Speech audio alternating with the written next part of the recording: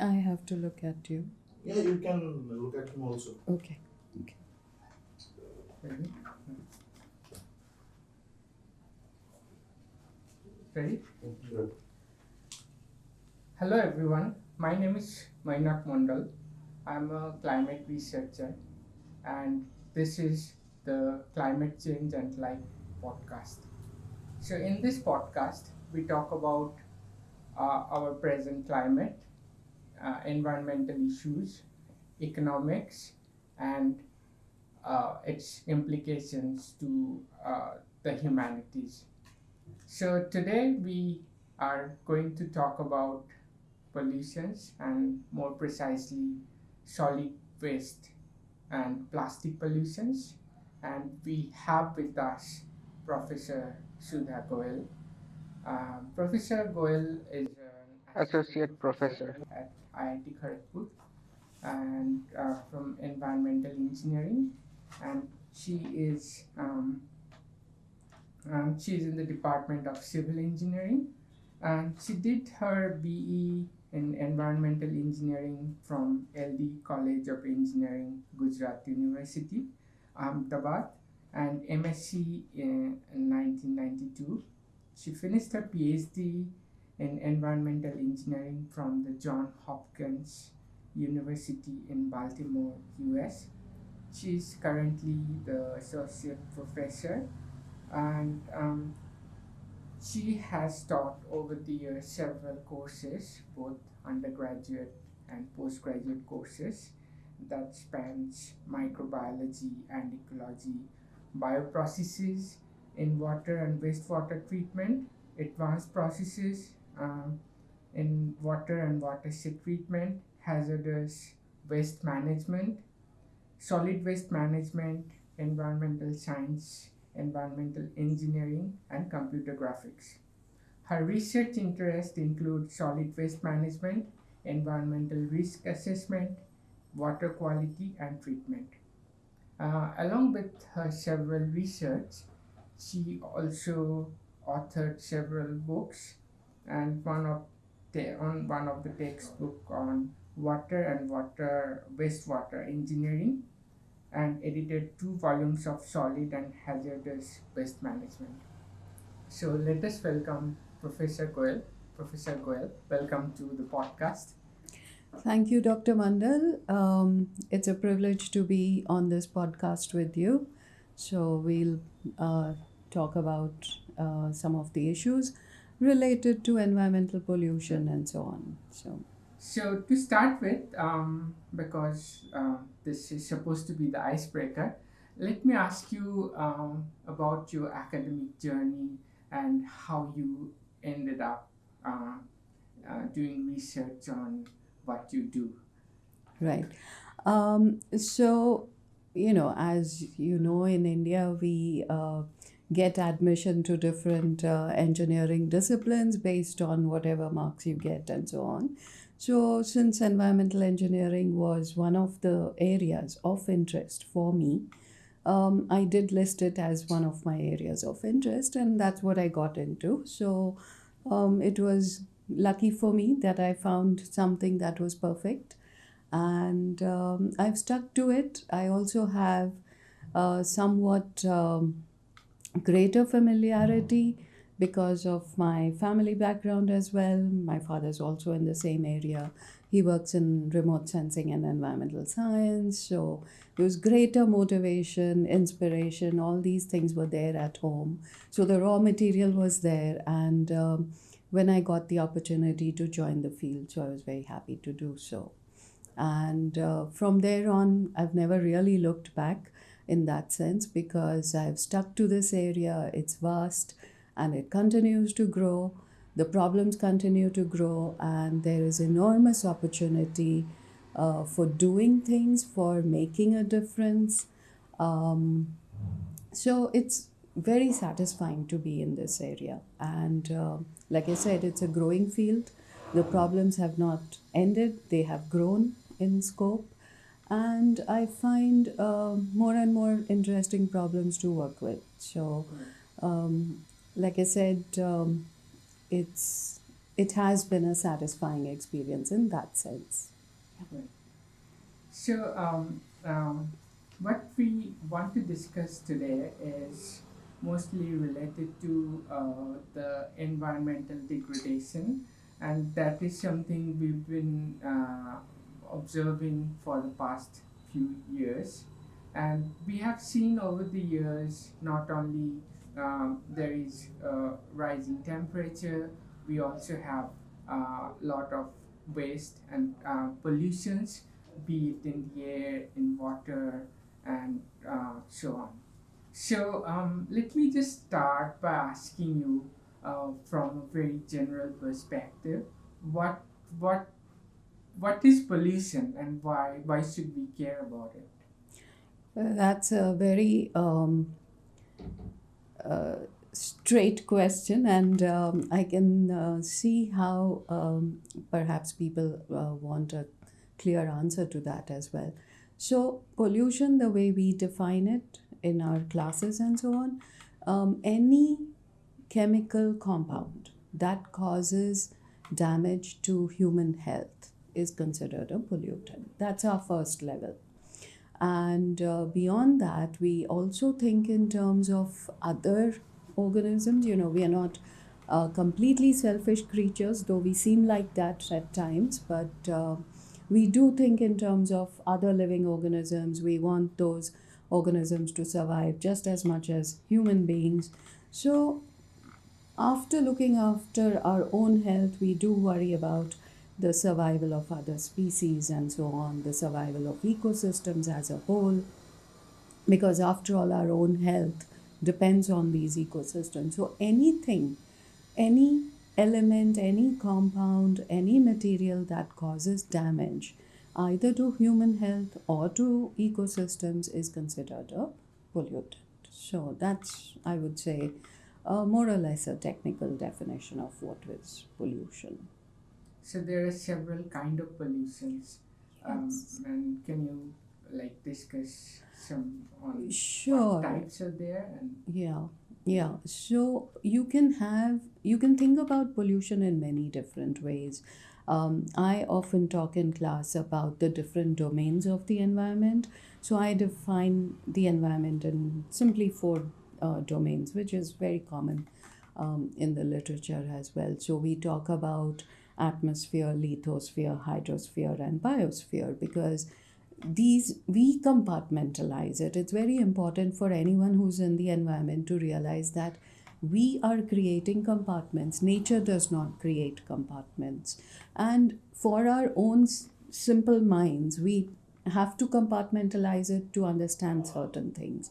But we also keep in mind that these four so called compartments are actually constantly interacting with each other. So, any pollutant that is, let's say, released either into water or into soil or into air is definitely going to affect the other parts of the environment. So, it's an interactive issue that we have to deal with. We talk about the fate and transport of pollutants. We talk about bioaccumulation of pollutants, biomagnification, how a pollutant, let's say you are releasing something into the wastewater, this is into the water, and from the water it ends up on your plate. right. What is the method by which this particular pollutant, which is in the water, has gone into fish tissue and then maybe on your plate? So, how is it traveling up the food chain? How is it accumulating in the tissue? This is just one example of a pollution problem that gets multiplied, because you may think I'm releasing something at 1 milligram per liter, which is ppm levels. How can it get magnified in fish tissue? So ppm is Parts per million. And when you measure it in fish tissue, it may be 10 times higher, it may be 100 times higher, it may be a few thousands of times higher, which is what we have found with certain pesticides. DDT is a well known example. So, these are examples of how certain contaminants or pollutants, whatever you want to call them, can be released into the environment, and then they can become part of the human tissue, and that can have serious health consequences in the long term. There are several dramatic examples in the literature. Um, the best one that has been documented is perhaps methyl mercury.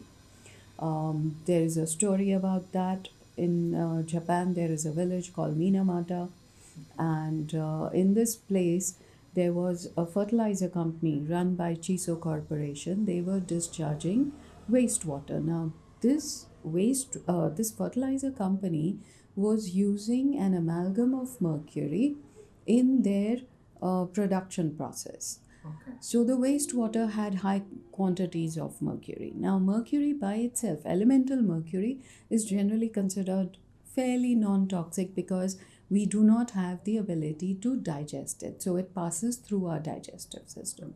So elemental mercury by and large is not a huge problem.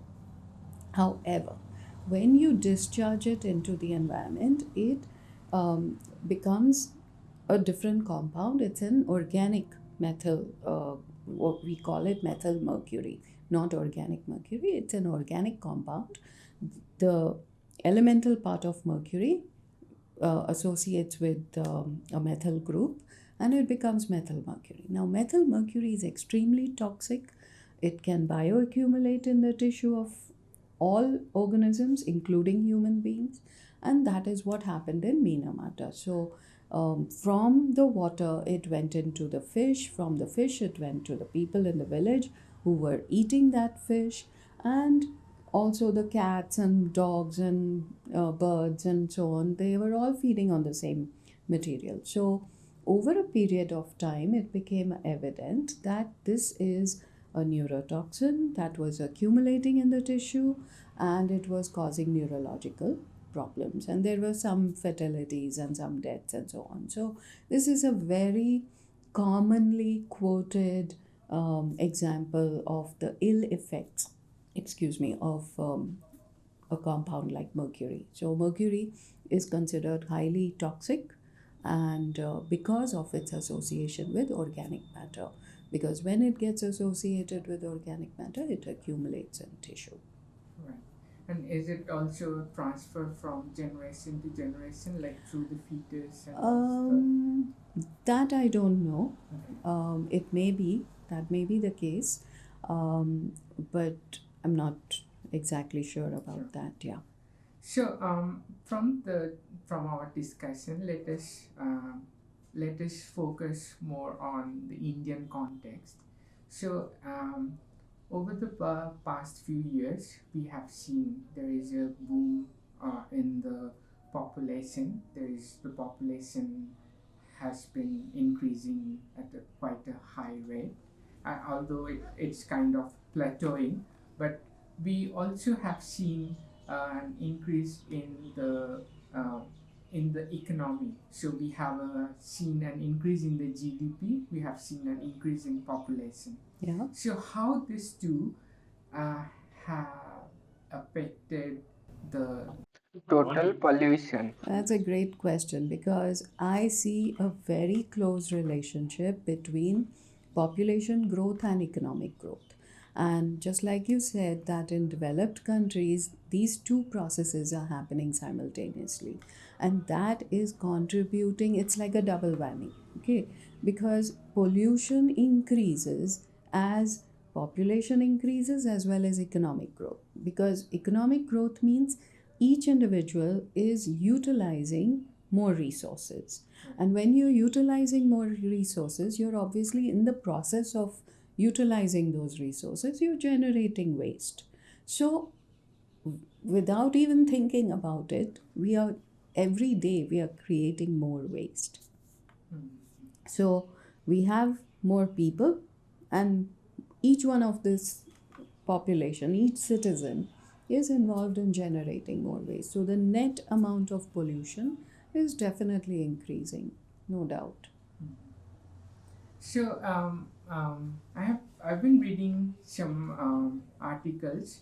So the introduction of those plastic bags and those plastic wrappers were mostly during the 80s in US and other developed countries, and then they propagated in the Indian market. And over the years we have seen, I'll give an example of the cold drinks, the bottles. Yes. It used to be glass bottles back Right. in those days, Right. I remember. Yeah. And we used to have those like 200 ml or 300 ml of Coke or other I different remember bottles. those. You can And still find them, yeah. it's very rare these Yeah, days. yeah. But nowadays you would find like most of the bottles are made out of plastic. And so like as we are not just we are developing economically, but uh, we are choosing certain products what used to be something else, and there are certain benefits of it, be it portability, be it the production cost. So uh, do you not think that we did have some problem with our strategies, like the way we are using certain products, or there are certain products are booming compared to others? I definitely agree with you that we are utilizing products without really thinking in terms of their long term consequences. And this is something that has happened for decades now. I don't have enough of a lifespan or even any understanding of history in this regard, but um, I don't think at any point in history there has been any limit on what you can produce and sell to people, right? So that has been fairly unregulated throughout the world, throughout history. And I'm not trying to say that we should do that, but what has happened in hindsight, what has happened is that every material that we sell in the market eventually enters the environment, and the consequences are not foreseen, which they should be, because then we can make choices based on what is better for the environment. So, just like you said, plastic pollution has become a huge problem today. And the main reason is, there is actually not one reason, but there are several reasons why it's a problem. But one of the things is single use plastics. So, single use plastics have become very popular. More than 50% of the plastics that are being used are single use plastics. But very few of us are willing to say no to single use plastics. You know, as a society, we understand that it's a problem, but we're not willing to accept the ban, or we're not willing to explore perhaps more expensive substitutes. So you're talking about carbonated beverages being served in glass bottles. I remember milk being served in glass bottles. When I was a little kid, milk used to come in a glass bottle. I understand the need to move away from glass bottles because they're very expensive. But the substitute that we have is single use plastic pouches Right. for milk delivery. Now, we haven't found a substitute. We need to find a more environmentally friendly substitute, and I don't see anyone working on that. So that's a question that needs to be resolved. Sure. So before we move on to our next topic, let us just take a step back and discuss different other pollutants that are there in the environment, and if you can give a perspective, which is the worst one, and which are the one we should be concerned about. So I'll just mention one thing right here. My areas of interest as well as research are water quality, water treatment, solid and hazardous waste management, and I also look at human health risk assessment. So I find that it kind of gives the whole picture for me, at least, in terms of the pollutants or contaminants that we are dealing with.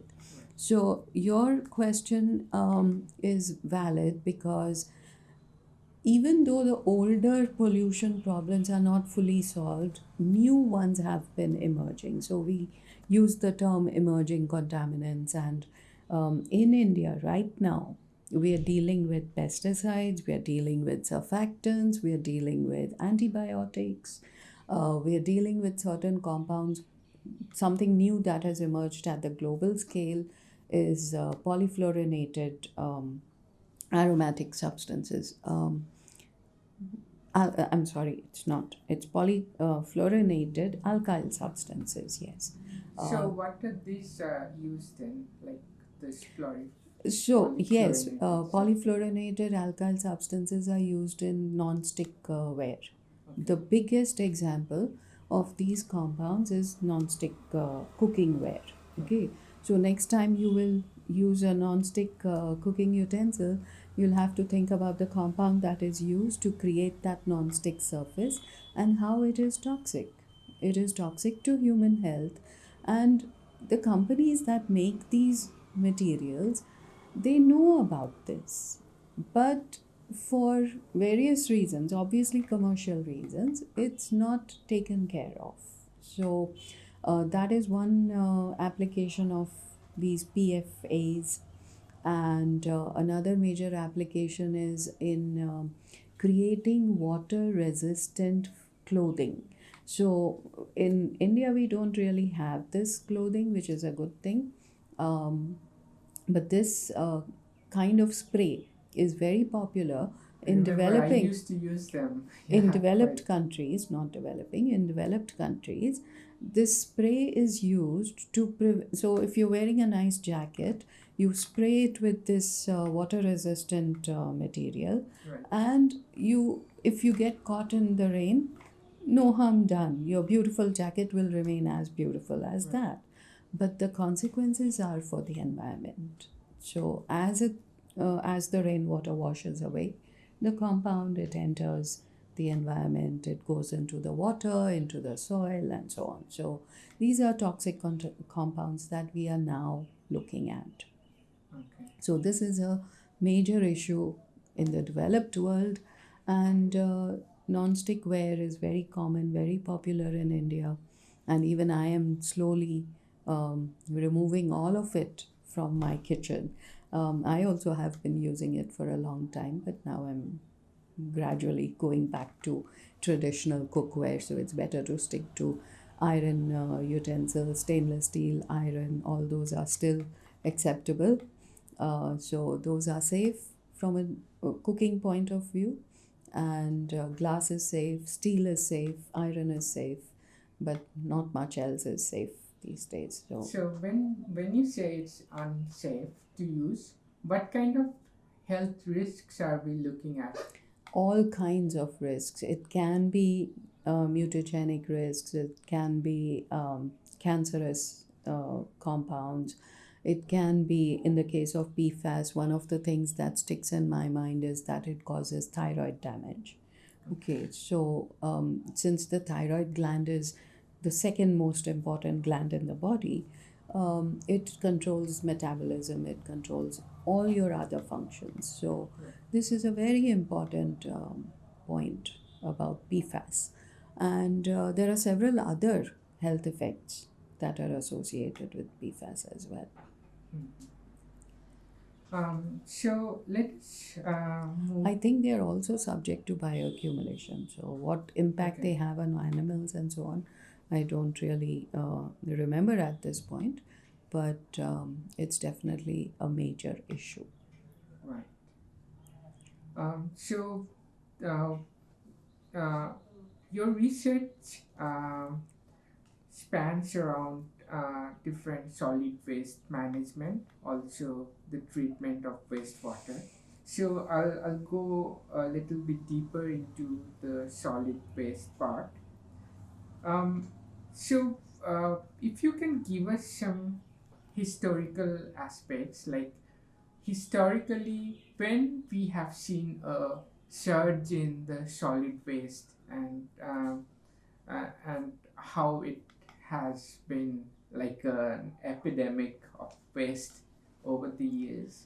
Exactly. I think that's a good way to put it, an epidemic of waste. So, I remember that when I was in college, it used to be a common sight to find open waste dumps. And we all took it for granted that that is the way things are. It was not a question in my mind. You know, you accept certain things whether you like it or not. No one likes it. But it was considered acceptable practice. And then when I had a chance to go abroad and see what was happening in developed countries, the first thing that strikes almost every Indian is that they are so clean. Their Right. entire environment is at least 10 times cleaner than ours. So, the first thing that comes to mind when you go to a developing country versus a developed country is the level of cleanliness. And cleanliness is associated mainly with solid waste at this point. You know, you don't see heaps of garbage lying around here and there. You'll never see heaps of unused or used or unused cups for that matter. You know, even in campus, we find it very Right. often. So we have not gotten to the level of, shall I say, awareness about these issues that we drink our cup of tea and cup of coffee or whatever, and we toss it wherever we are standing. The excuse very often is we don't have trash cans, we don't have dustbins to put it in a proper place. So, obviously, with economic growth, you will be able to create the infrastructure for providing those resources. And that is a very important point because what you see in developed countries is that they have created the infrastructure for you to dump your waste close by. You don't have to walk maybe a mile to dump your waste, or you don't have to carry it home, which is a different issue when you're traveling in places like the Himalayas and so on. So that is another issue. But coming to our normal urban areas, I remember that there were no trash cans. Right. You walk down a road, you're walking down a road with friends, you're eating some food in a wrapper or a disposable paper plate or whatever it is that you're doing. Where will you dump it? There was no place to dump it. And since everyone is dumping it on the street, that's what was happening. So you see it by the railway lines, you see it by the roads. This kind of phenomenon is so common even today. We have to create the infrastructure. We have to provide better infrastructure, and that is the benefit of economic growth, that you provide better infrastructure, provide bins within the trains, within the train stations. There was nothing. I remember 30 years ago, there was nothing. Even at the bus stops, at the train stations, there were no bins. What are people going to do? They are waiting there, they are having their tea and coffee and food. They want to dump their leftovers somewhere. If you don't provide those kinds of materials for dumping it at the right location and in a segregated manner, you have separation of paper, plastic, so on. You need that kind of infrastructure to be able to manage solid waste better. I can totally relate with you in this regard.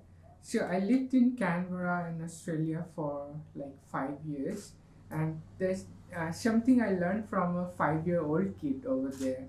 So I used to live with the Aussie family, and so there was a single dad and his two kids, and we used to go on those hikes, nearby hikes.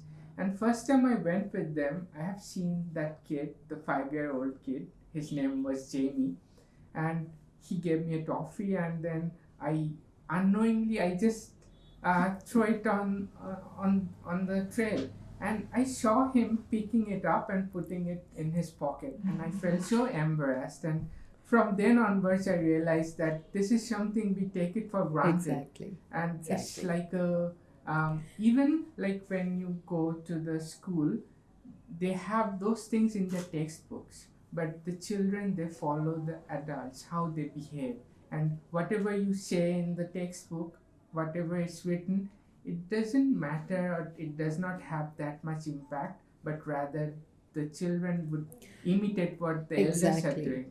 That's happening in India as well. I find that children today are far more knowledgeable about environmental issues than we were at their age. We learnt all these things not in school. Even for people of my generation, I don't think we learnt anything about the environment in school. I learnt it because I was part of the environmental engineering sector and so on. These issues were being discussed in the open public media. Okay, people were talking about air pollution, water pollution, soil pollution. These matters were part of the public discussion, but there was no teaching as such. Hmm. I don't remember people doing what you are talking about, that they would pick up the litter from the street or they would put it in a proper place. It was not happening.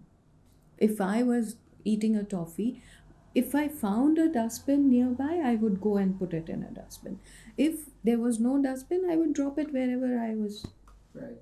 So we had no infrastructure. I used to blame the lack of infrastructure because it's like, oh, there's no dustbin. I'm not going to carry it home. Hmm. So I'm going to dump it right there. Yeah. And then somebody is going to sweep it and take it and dump it in the bigger bin that is somewhere else. So this is related to infrastructure as well as to, it's a combination of education, awareness, infrastructure. All these things have to come together to create an environment where all of us think about these things. And I think you mentioned to me that you went trekking in the Himalayas, and you were looking at plastics that were littered over there. So today we have a level of awareness where we say, no, we should not litter a place which is relatively uninhabited and still pristine, clean, and so on. So you don't want to damage those kinds of environments. So you collect the waste, bring it back with you, and manage it better. This kind of awareness we didn't have 30 years ago.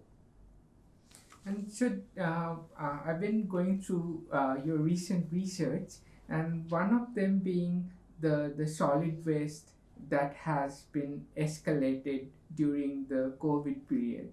So would you like to discuss more on that? Yes, so the COVID period, the lockdowns have created a new challenge, let's say. And there has been so much of personal protective gear for the medical staff, doctors, nurses, everyone. So that has generated a huge amount of waste which was not there previous to the COVID lockdown. Now, there are perfectly sound methods for handling personal protective gear, which has to be, by definition and by necessity, personal protective equipment has to be disposed of. It is single use, it has to be disposed of with biomedical waste. So we are, I won't say that we're completely fine in terms of infrastructure, but one of the let's say the silver lining behind the COVID clouds is that we have been forced to develop the infrastructure for handling this plastic waste. It may not be adequate everywhere because I myself have seen masks lying around. You know, people have disposed of their masks and you find them littering the streets. So that kind of material is there, gloves are lying around. So it's obviously not adequate. But um, I think we are going in the right direction in the sense that it has forced us as a society to create the infrastructure for dealing with biomedical waste. And it will become more common, I hope, that people will start doing the right thing and so on. Because I remember even when I came here to Kharagpur, they didn't have a biomedical waste management system. That has happened long before COVID, and perhaps because of COVID, it will be improved even more. Right. And another few of your recent research been on the composite materials, Yes. like the paper cups we used to drink from, like the hot beverages, be coffee or tea, and we used to presume that these are paper cups and this is better than a styrofoam cup. But when I read the paper, I was kind of shocked. So, can you please discuss more on that? Yes, that's a good question for me to talk about for a bit. And one thing that has happened in the last few decades, it was common even more than 40, 50 years, I would say. Uh, People are manufacturing composite materials, and these composite materials are being used to either package or sell food products. Now, when you're selling any food or beverage, it is necessarily laminated, and it's laminated with plastic. What is the impact of this plastic in contact with the food and beverages that you are taking in? So, one of the earliest examples of that was bisphenol A. Bisphenol A was part of these PET bottles that were being used for selling water and so on. So now you will find that bottles come with a label saying bisphenol A free. So that is one thing. But there may be other contaminants that are part of those plastic bottles. Sure. Coming back to the composite point, you have paper and plastic that are stuck together. Recycling these paper cups is very difficult. That is one issue, because the plastic lining prevents them from being degraded, and paper by itself is considered to be more biodegradable compared to plastic. So it does not have the advantage of a normal paper product. That is one issue. The second issue is microplastics with hot food and beverage. Microplastics are generated when you have this plastic liner in contact with hot material. So you get fragmentation and degradation of the plastic liner that comes into the food or beverage, and eventually it comes into your body. The possibility is that they are bioaccumulating within the body. Plastic is hydrophobic. It may result in the leaching of certain organic compounds. There may be several that have been identified. These organic compounds can bioaccumulate in the human tissue. So, some of the consequences are known, but others are still unknown. And same goes for the like the Jet water. packs. Like even me, I also used to drink from this plastic bottles, and So, these plastic bottles, the PET bottles that we use for drinking water, very often you see that the vendors leave them in the sun. Okay, and you're buying them, and they may have a shelf life of 1 year. Now, they are slowly degrading under the sun. Okay, so they are slowly generating fragments which are not visible to the eye. so what kind of chemical compounds they're releasing in? I don't want to name any specific compound. We haven't done research in that area, so I'm not aware of the compounds that are specifically coming out of the plastic bottles, but I'm sure others have done some work on this particular topic, so I won't go into that. But what we are talking about is fragments, small fragments that are called microplastics, and they are anything smaller than 5 millimeters. Okay. So, in fact, you can do a simple test even for yourself. You empty a PET bottle, your drinking water bottle, leave it out in the sun for some time. Within a few weeks, you will find that it's fragmented. It Small becomes fragments, yes, it becomes brittle and it fragments. And if you were to dump such a thing on soil, those fragments will become part of the soil and they will accumulate either in the organisms that are within the soil. There are so many organisms that live on the soil and below the soil that are all part of the agricultural productivity and so on, right? That is one thing. And they will perhaps limit the productivity of the soil in terms of plant growth.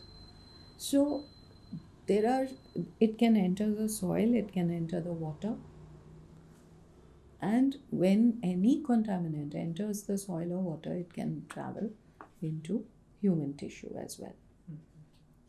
So I was Human reading, or other organisms as well, yes. so I was reading some article on the Nat Geo, and there was a famous photograph, plastic and planet. So it was like a plastic, a poly bag was floating in the ocean, and several have reported that they found in the stomach of a whale Yes. there are several tons of plastic. Even like when they dissected the stomach of several birds, they found They've those done plastic. that. They've done that with so many animals, cows, birds, um, all these scavenging animals. You know, most of the open dumps of solid waste, you will find there are several scavenging animals: dogs, cats, cows, buffaloes. In most Indian towns, you will find them. And if you were to after the death of the animal, if you were to dissect the remains, you would probably find remnants of plastic in many of them.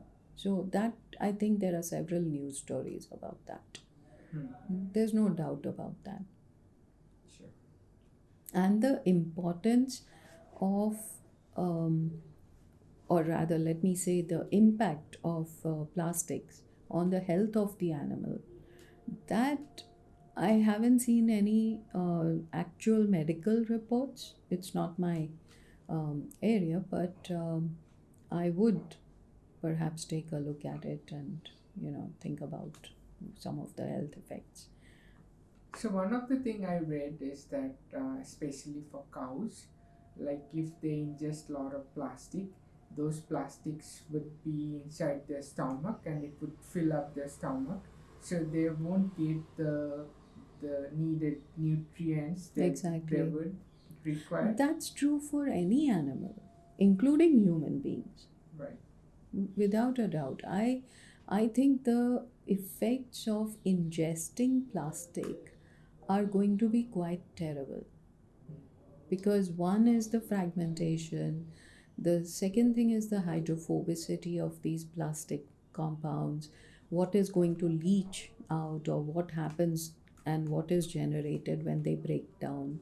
So that will all happen within the stomachs of whatever organism is ingesting them. And it will obviously have consequences for reproduction, for survival. Definitely. It's going to cause major problems for ecosystems. But if you look at um, so the common narrative for plastic, what used to be, because plastic is something which is sterile, like that is why it has a huge amount of uses in the medical industry, and which we just discussed. So where is the silver lining, like where in one hand plastic can be used as a sterile compound, and on the other hand plastic can degrade into microplastic and it can go inside your body and it can damage your health. So To answer that question, it's quite easy. The mantra these days is segregation at source. Okay, so whether we are dealing with biomedical waste, whether we are dealing with municipal waste, industrial waste, it doesn't matter what kind of waste you're dealing with. You don't want to mix the different streams of waste. So when you were asking me about COVID related plastics, they are plastics. So you have to have a bin that is separate for all the plastics. And I think I have noticed that the syringes, one part of it is plastic and the needle part of it is metal. Okay, so they have a very simple mechanism now for breaking the metallic part, separating the plastic from the metal, and segregating the two.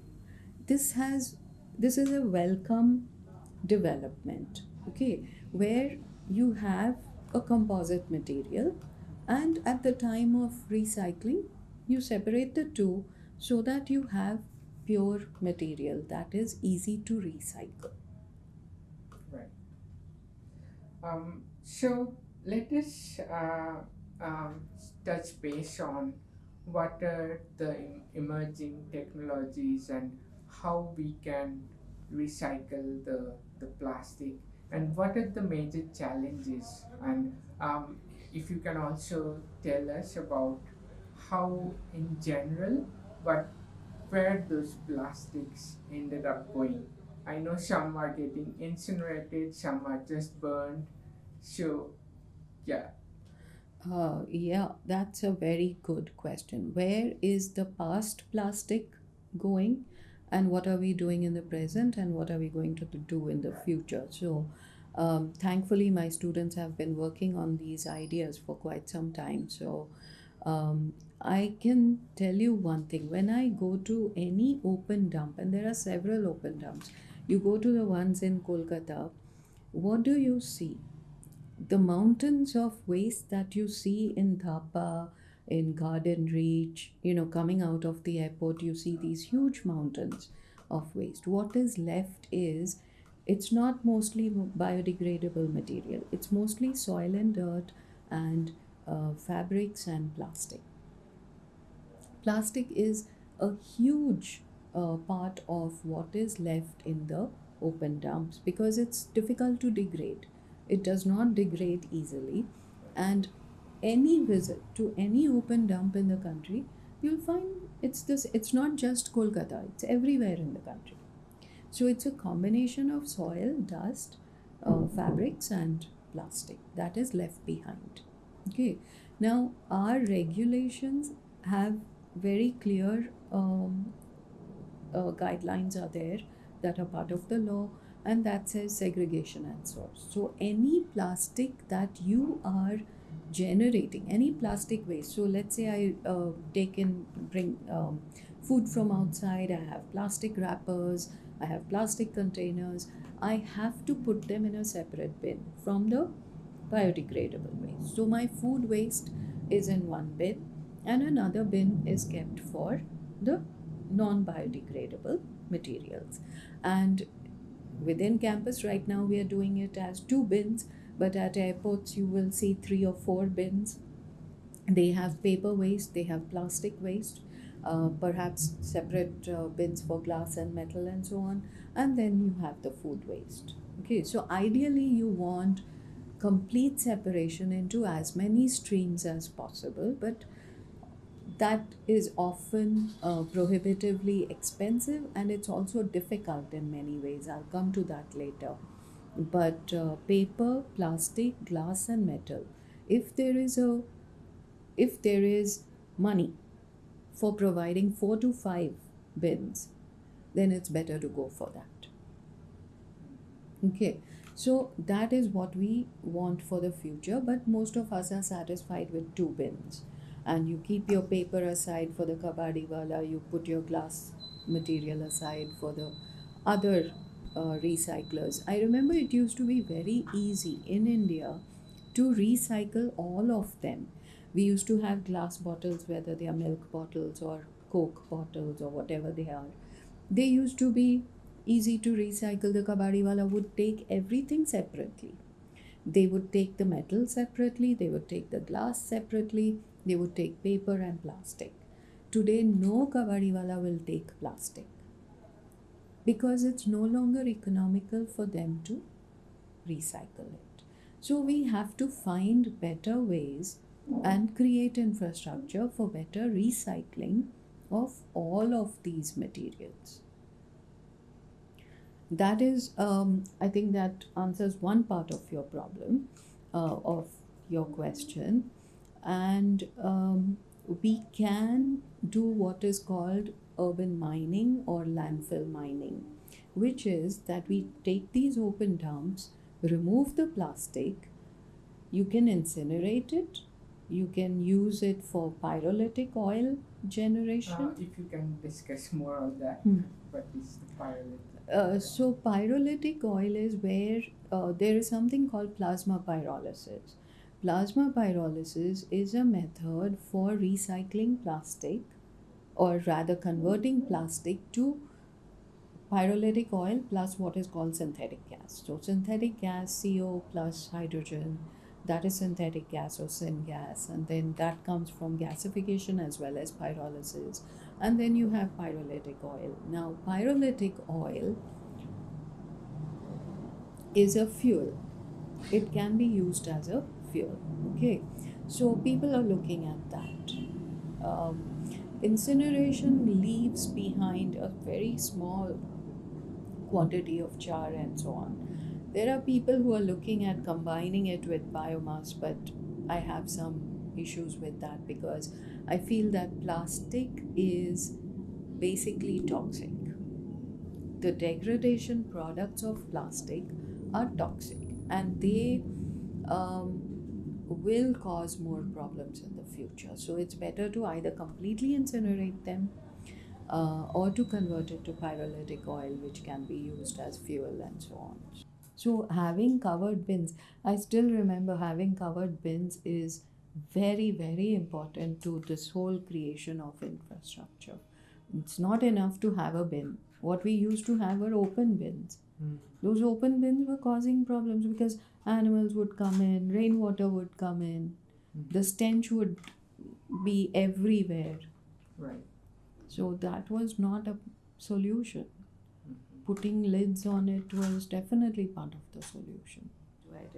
So what is happening in Europe and US, they are 50s, 60s, 70s, even up to 80s, they were going for landfilling. Especially in countries like USA, Australia, you may have seen quite a few. Land is plenty, there is no dearth of land, it's cheap. So they went for landfills over and over again. And I used to show in my class they had more than 7,000 to 8,000 landfills, maybe in 1980. Okay, and today it's down to 1,800 or something. So things are now moving in a direction where people realize that landfilling is not the right thing to do. Because what are you doing? You're just storing your waste. And they used to design landfills for bioreactors. A landfill was designed as a bioreactor to get the gas and the leachate and so on. That is also not. Our regulations, which are recent, are tapping into all this understanding. So we now say that no biodegradable material should go to the landfill. Some amount of landfilling is unavoidable. You cannot do, what will you do with old footwear and leather and rubber tires? So people are working on all these specific streams. Rubber tires can be recycled. I think it's possible, but I'm not so sure whether it's easy to do or not. Nothing is easy to do because we don't have the infrastructure. That is part of the problem. Coming back to the trend, we are moving away from landfilling. We are going for recycling, composting, and incineration. So, where population has increased, your per capita land availability is now going down. So, no one wants landfills. Everywhere the trend is no more landfills. And no more landfills means what will you do with the waste? You have to do something. So you go for either incineration, composting for biodegradable food waste, garden waste, and recycling or whatever can be recycled. And in India, I have some data. Again, in one of the biggest problems in India is management is, to be a good manager, you need data. So management itself, the CPCB annual reports are our only data source, and they also are reporting up to whatever the SPCBs are giving to them. They are dependent on that. So it's only the last, I would say from 2013 onwards, their data seems to be worth talking about. Otherwise, there were too many gaps in the data as well. Right. And collection of waste was our biggest problem. The regulations came in 2000. It took them more than 10 years to get to a level where we can now say that collection of waste is close to 100%. It used to be, I remember when I came back to India, I came back in 2002. I looked at these issues and I found that the waste collection efficiency was anywhere from 33 to 66%. And today, most of the big cities are above 95%. Even in the slum areas, which no one used to go to. Earlier, prior to the regulations, no one ventured into the slums. You couldn't send a truck inside. So no collection was done. Now they have found those wheelbarrows and all these other methods. They are doing it. So this is the improvement. That collection efficiency has improved. I remember in 2002, there was zero treatment. Maybe handful of pockets where the World Bank was funding the plant and so on. In Kolkata, there used to be a plant which was funded by World Bank money. It lasted for 5 years. They don't have self-financing ability. So that is part of the problem. So now if you see the amount that is going to sanitary landfills and the amount that is going to treatment plants is steadily going up. So these are the brown bars. So if you look at the brown bars, it was 23.6% in 2013.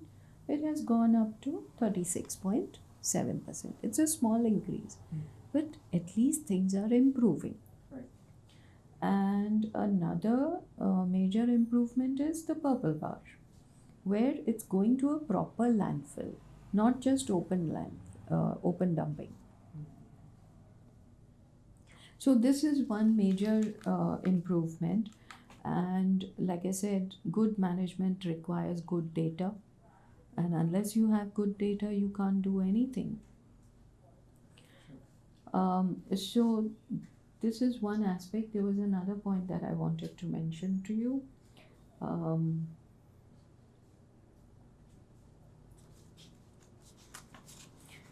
That is this one.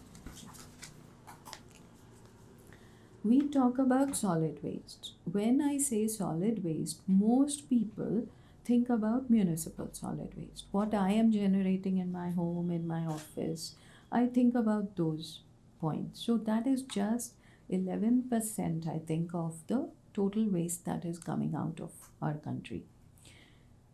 You have heard about the stubble burning issue in Delhi. That is agricultural waste.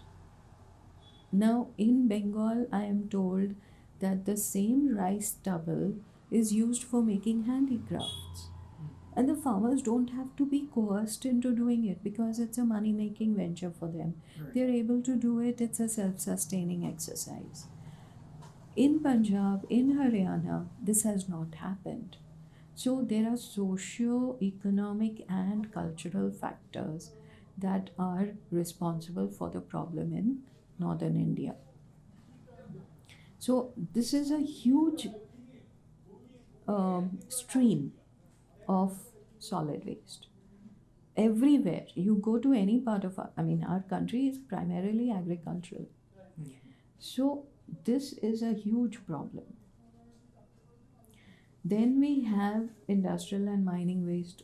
More or less, I won't say that there are no problems, but it's part of the larger infrastructure. There are large companies, corporations that are involved. Whether they're doing the right thing or not, that also I don't really know much, but that's another significant fraction. Then we come to thermal power plants. Thermal power plants, more than 50% of our electricity is being generated by coal powered thermal power plants. So these coal powered thermal power plants are venting their gases after treatment into the atmosphere. But what happens is that the hot gases have very fine particulate matter. It's called fly ash. This fly ash, I remember prior again to, I don't remember the exact year of the fly ash rules, but at least 30 years, safe to say more than 30 years ago, there were no fly ash rules. And at that time, around the thermal power plants, you would find dumps of grey fly ash particles coming from the electrostatic precipitators and all that. Okay. So they were putting in air pollution control equipment, but what were they doing with the fly ash? It was sitting by the side of the road. When I came to Kharagpur in 2003, there were huge dumps of fly ash at the intersection, that OT road with the highway. Yeah. At that intersection, it was full of dumps of fly ash,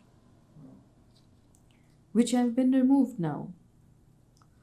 So now the regulations have forced all the brick kiln manufacturers to utilize fly ash.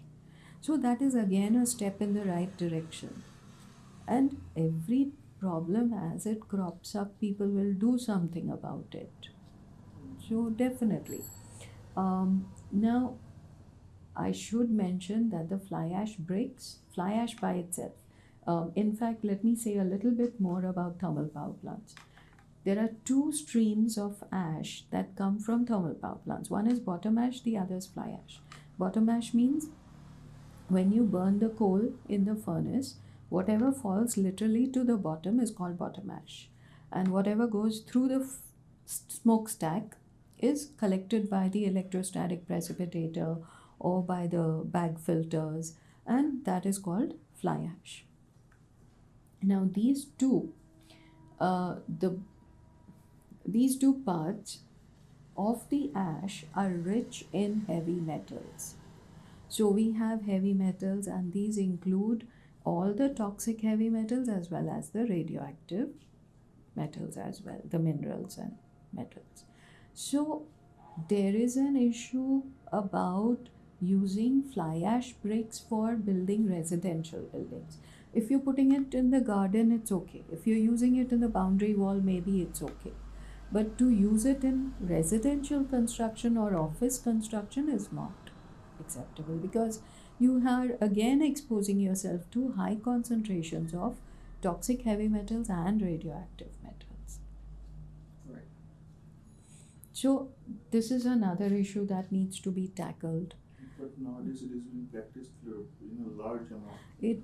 That is the fear. So this is something that we are not paying enough attention to, and I feel that as long as it's used for paving of parking lots and all these things, it may not be so harmful. I have not seen one of the other research problem is our ability to measure radiation in the open. Okay, so measuring radiation, we still lack the infrastructure that is required for that. We're not that sophisticated. We should be doing better. Yeah. So having the proper Geiger counter, methods as well as other methods, we need to improve all these things. So we're still backward in certain areas of research. In many areas we're catching up, But in other areas like radiation, radioactivity research, we're far behind. We're far behind the developed world. So, like I said, a priori without any measurements, I would say it's okay for paving and parking lots and so on, but not for the walls of buildings.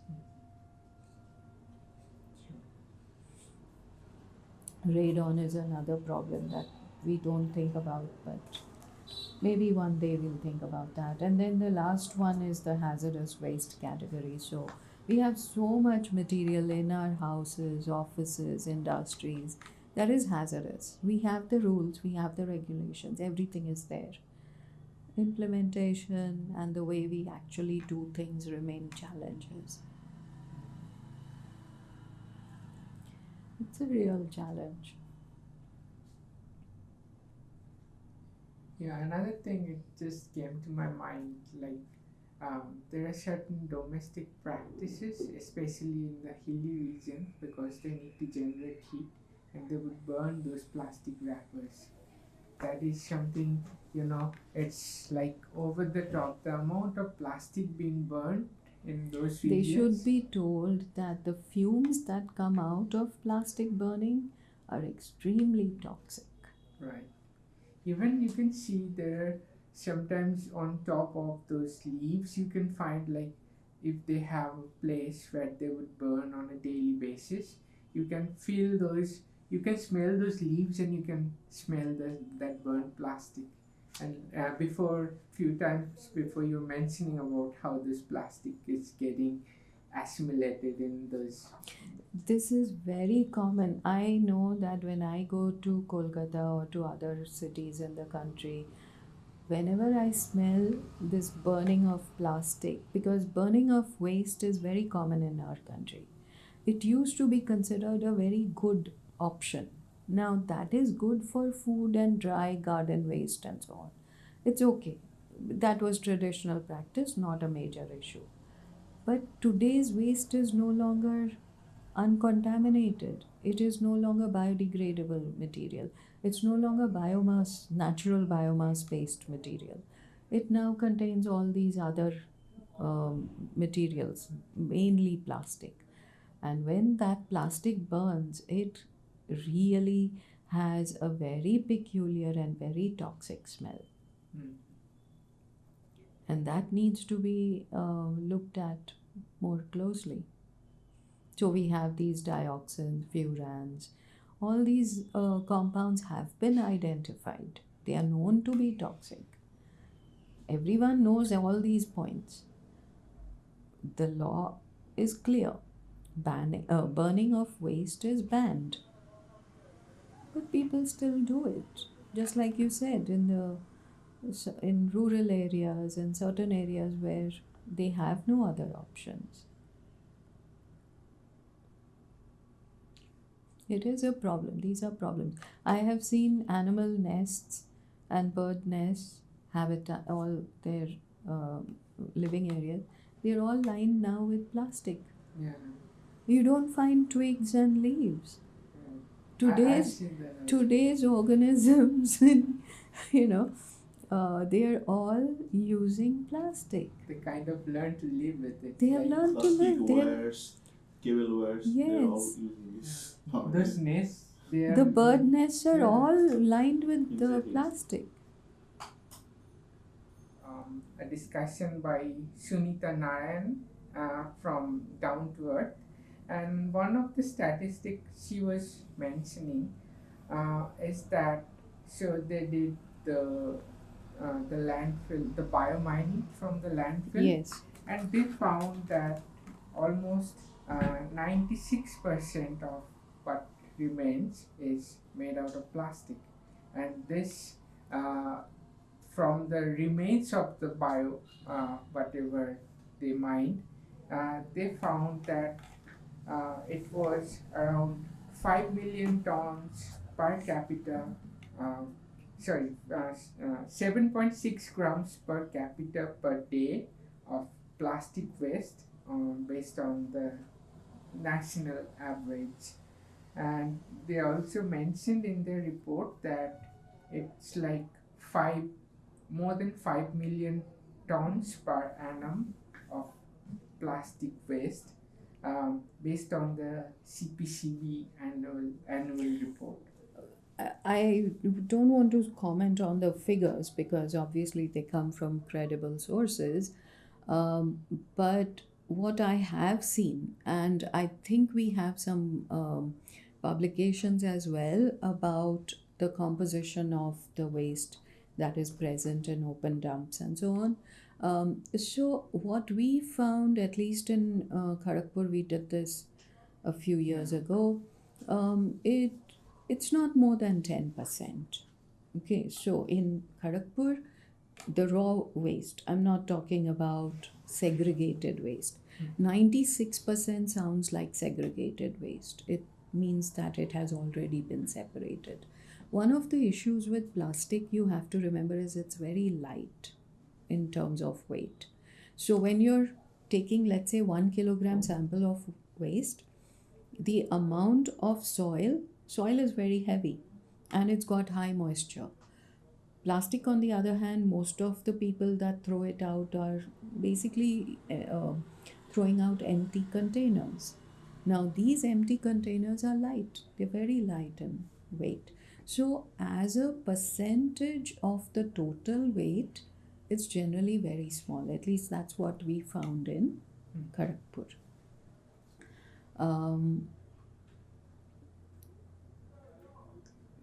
What was the other part of your... So I was gonna ask you, is it what we are more concerned about when it comes to the plastic? Is it the weight or is it the surface area that it exposes?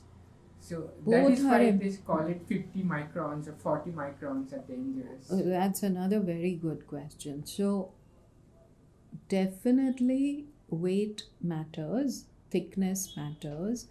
I'm sure you've heard and seen all these points. The thinner plastic bags, they are very difficult to capture if they are scattered. A thicker bag is much easier to pick up Right. and put in the right place. But a thin plastic bag, if you have seen some of the degraded bags, sometimes they're full of food material. Even I am guilty of having thrown food waste wrapped in these thin plastic bags. That's what we used to do initially. But the problem with them is that when they get degraded, it's very difficult to pick them up and put them in the right bin. Okay, so there is a ban. There are regulations that say minimum 40 microns and so on. And there is also a ban. I would say we should voluntarily accept the fact that plastic should not be used with food and food materials. Because if we can move away from plastic for food materials, we might be able to minimize food, not food waste, but plastic waste. So this is something we have. But I think it's going to be difficult because what we need is a substitute that is better than plastic, and that is going to be a challenge for the future. So has there been so what is the ongoing research on that, and what are the alternatives that people are working on? So in my group, we are looking at how to recycle materials that are already there in the open dumps, because one thing that has also started everywhere in the world is to reclaim old landfills and open dumps. You just look at an area like Kolkata where, coming out of the airport, there's this huge open dump. Now, Kolkata, everyone knows, is premium property, right? All that land is premium property. It should make sense to the government to clean up that area, segregate all the materials, and treat them properly and build up that area in a way that is pleasant and not an eyesore. I would say that's the first plan of action. Sure. And that's a very important. And one of the other things that is problematic is that these things have to come from the governments.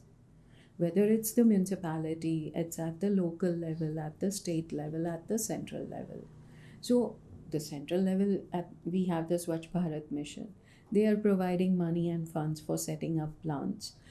We ourselves did a project here to have a pilot plant where you can mechanize the segregation of waste. Now, I hear that in Kolkata, not all areas have segregation of waste. So, in areas where you cannot, for whatever reasons, you cannot segregate the waste, you take it to a mechanical biological treatment plant. And in these mechanical biological treatment plants, you can segregate it mechanically, and we were able to do it quite efficiently. All food wrappers, all plastic carry bags, they were easy to remove. It's not difficult, it can be done. And people are doing it all over the world. So we can reclaim old dumps and make them better. Uh, it. I would say it would pay in a big way because you have property that is sitting there. I mean, land in Kolkata, I'm sure you know how expensive it must be and how valuable it is. And it's better to make it better, literally. Right. Yeah. So I don't need to say that. And then that is one part of the issue. We just finished a project on mechanical biological treatment. So mechanized segregation of waste, and then you take it for biological treatment in reactors for making compost. So when you say biological treatment, is it like degrading it into some other component? Then making it compost. So you take the food part of the waste, Okay. mix it with cow dung, Okay. and allow it to incubate literally for about 3 months. 3 months is still there. We tried very hard to reduce the incubation time, but it was not easy. It was not possible. But we got good quality compost. And the good thing is that we can make high quality compost. What is being sold in the market these days? There is no standardization, there is no labeling. You buy a bag of compost, you don't know what you're getting. I remember I bought a bag of compost. It was horse manure, nothing else. I put it in the soil, it completely acidified my soil, and it took me 2 years to bring the soil back to a productive level. So it was completely toxic. So we need standardization of compost. We need to tell the compost manufacturers to provide basic information about the levels of metals, the levels of nutrients, carbon, not necessarily carbon, but more importantly, nitrogen, phosphorus, potassium.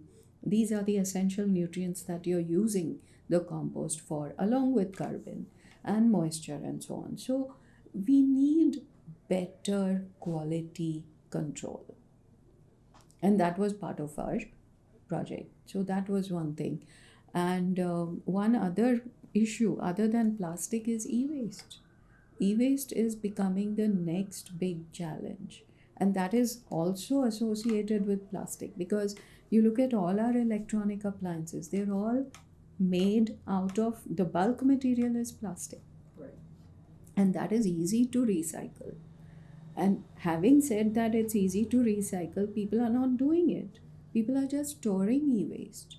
So again, we have regulations, we have all the, we have the know-how also to some extent. It can be improved, but we have the know-how, we have the money, we have the regulations, everything is there. It just has to be put into place and made to work. Sure. So I think we would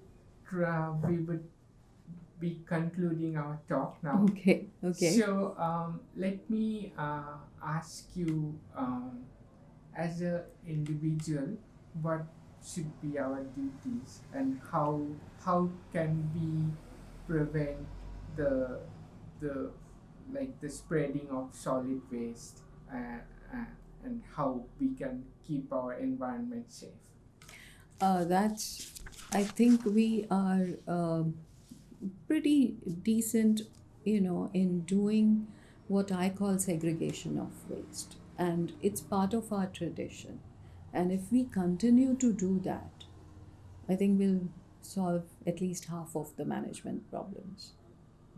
So, as an individual, just like you said, a little child taught you to not litter. So, if every little child were to teach everyone around them to stop us all from littering, I think that would work wonders. We'll at least be a cleaner public society and so on. The And public areas would be cleaner. And don't you think that we also need some stricter, like, regulations when it comes to products and like those big companies that makes those bottles and all those products? We did a survey. One of my PhD students has concluded, she has published her work as well.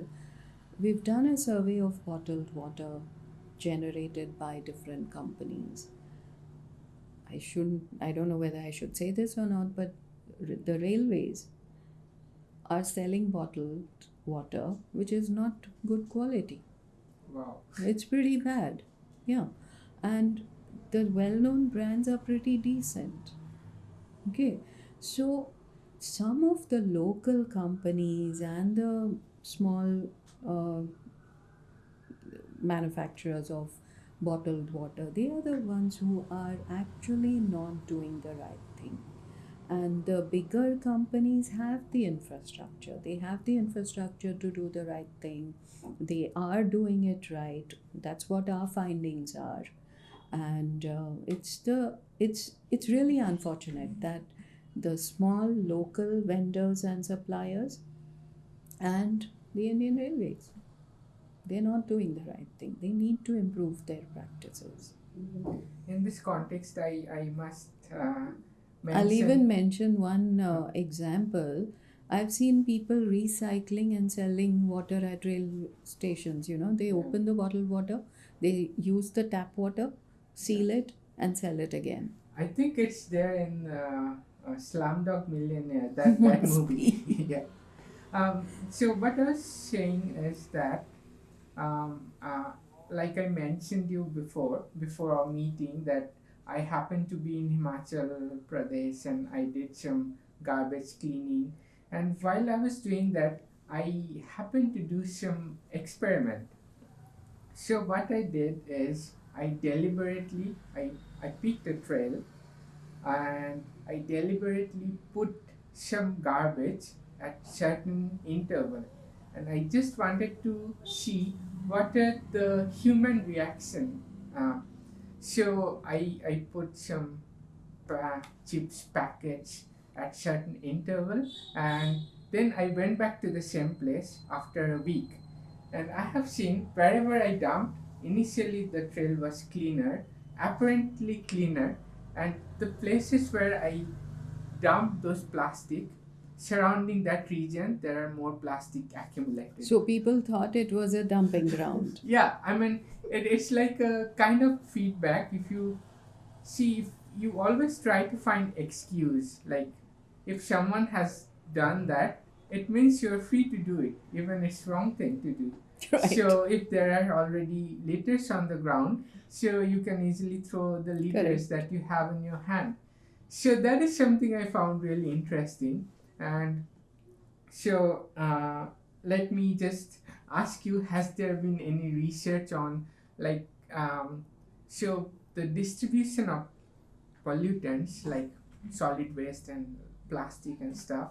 So what is that? What you're saying is right for other researchers in the field. I myself don't get involved in those. Okay. They're not my area, but I know that others are working on it. Sure. Yeah. Okay. So thank you, Professor Goel, for this wonderful discussion. Thank you. Thank you, Dr. Mondal. This was quite an enjoyable conversation.